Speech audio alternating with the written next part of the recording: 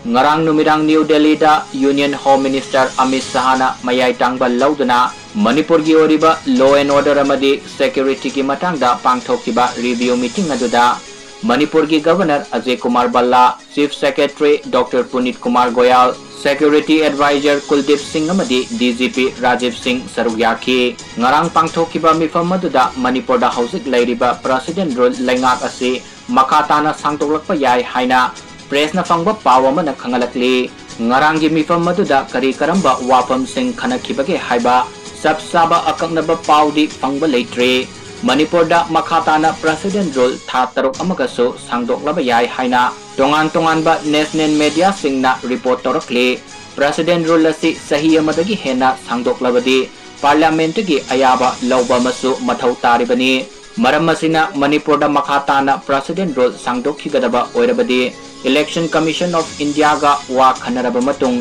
India gi President na state of emergency lauthopagi tangai fadabasu lei Nakalamarom-dagi fangba pau gi matung inna ngasi numidang Imphal gi mafam amada Manipur da anauba laingak ama semnabagi damak state asigi Chief Minister oirakpa yai haina panariba MLA Singh haibadi